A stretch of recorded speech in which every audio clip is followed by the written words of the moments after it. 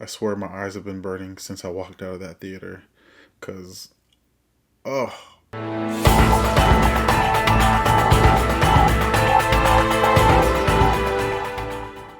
what is going on, everybody? My name is JoJo, and today I am very curious to talk about the new movie Saw X. Just came out in theaters, another installment into this long franchise. Something I was not expecting to come out, especially going into the past, but here we are. A sick and desperate John travels to Mexico for a risky and experimental medical procedure in hopes of a miracle cure for his cancer, only to discover the entire operation is a scam to defraud the most vulnerable. So, my expectations were not very high for this film. Again, this franchise is super long, and as the movies went on, the films became very much the same thing. It was just gore after gore. You didn't really care about the story. You didn't really care about the characters. You didn't really care who lived, who died. We've had some spin offs, had some reboots. But now we're doing another variation. We're going to the past to talk about a new story that happened within our existing franchise. This film is set after the first film. And don't worry, this is spoiler free. I'm not going to give anything away. I'm going to do my best to not delve into details of this film. Like I was saying, this movie is set after the first Saw, but before the second Saw.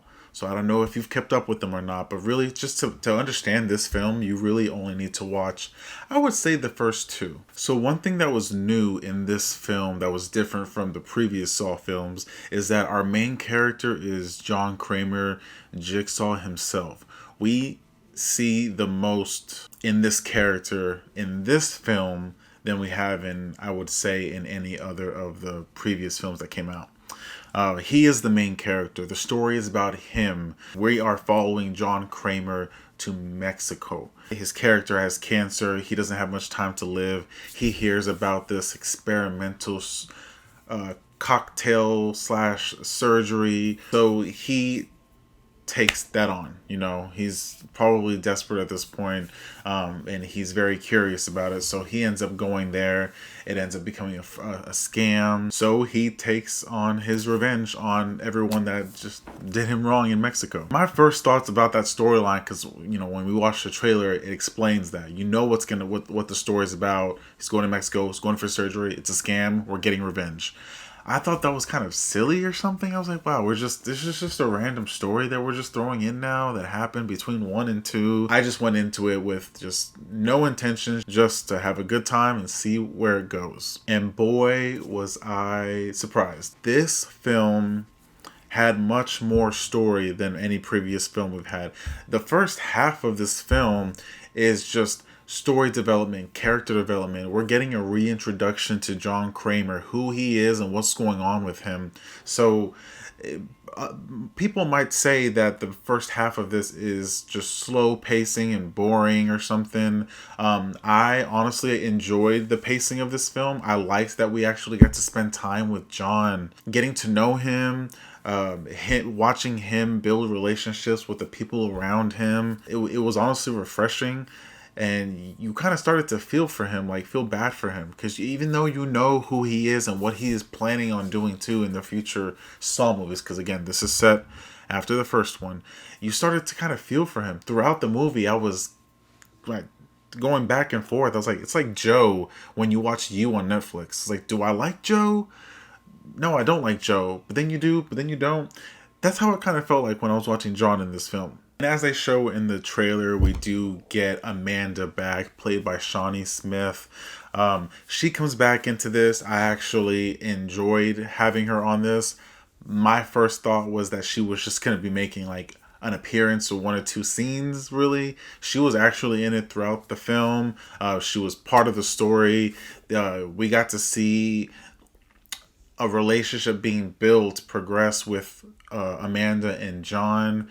There was a lot of, like I said, a lot of emotion in this film. They try to do some de-aging in this movie, especially with John and Amanda. Well, John, his character has cancer, and so Tobin Bell has aged, so he actually looks like he could probably have cancer the way they did his makeup. Amanda, I wouldn't say she looked de-aged, honestly. I think she did definitely look like she got older with a really bad wig. I know they were trying to maybe replicate the look that Amanda has in Saw 2, but this wasn't it. This wasn't it. The traps were cool because the victims had an actual chance to survive. As you've seen probably in previous Saw movies, a lot of the Saw films, Saw traps, people don't even get the chance to survive. It's the main point is for them to die at the end of the game. But in this one, people actually had an opportunity. It was being fair, which I liked that we got that back, really. It really felt like the OG Saw movie. Another thing that I enjoyed about this movie was probably like the last 30 minutes of this film. Like I said, it starts off kind of slow. We're building story, we're building character. We don't really get to the gore fest probably till, I guess, midway to the end. And like the last half of the film is where a lot of the fans are going to enjoy. There is a good twist in this film. I'm not going to say mind-blowing. It's just it's good. I remember when this twist happens, I think I propped up a little bit in my chair. I was like, okay, I'm like super engaged right here because like, what is going on? There were moments where they tugged at my heartstrings. There were several edge of your seat moments where it was like, no, please don't. So I would say like the last 30 minutes was just nonstop something happening going on, and it really was a thrill ride. Did anybody else, if you've seen this movie already, did anybody else get a moment where Hereditary came to their mind? That's all I'm going to say. But Hereditary came to my mind when I saw this film, when I saw a portion of this film. Did it for you? Now, this is not a perfect film. There was a couple of moments where I had questions, maybe some small plot holes. There was a trap as well that probably didn't seem realistic. I really feel like the victim would go in instant shock trying to do what they were doing, instead of being conscious doing it. I feel like they would be in shock. There was a couple other moments where it's just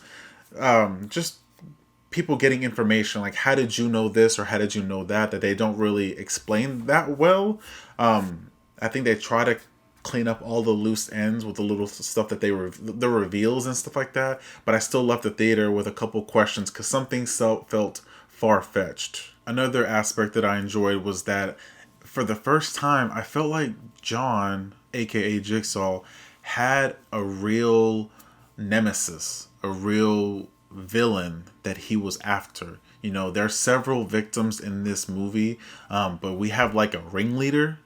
And it really felt like John versus the ringleader. Again, it's polar opposite. You're going for John, you're not going for John. But besides John, there was another like villain of this film, which I really liked that interaction. But with that being said, guys, overall, this movie was an edge of your seat thrill ride. I enjoyed the pacing of it. I enjoyed that we have a backstory. We're developing the story, developing the characters. I enjoyed the loose ends that they try to clean up at the end of this film. The traps were very inventive and fun. A lot of cringe moments. I looked away several times. Again, a couple of head scratchers, but it's minor things that I can just look past because this is a Saw movie and I just already go into it just wanting to have fun with it. So with that being said, I'm going to give this film an 8 out of 10. Go see this movie. I enjoyed it and I cannot wait to get a physical copy on 4K of this film. But that's all I got for you guys today. Make sure you guys leave a like. Let me know what you thought about this film and I will see you on the next one.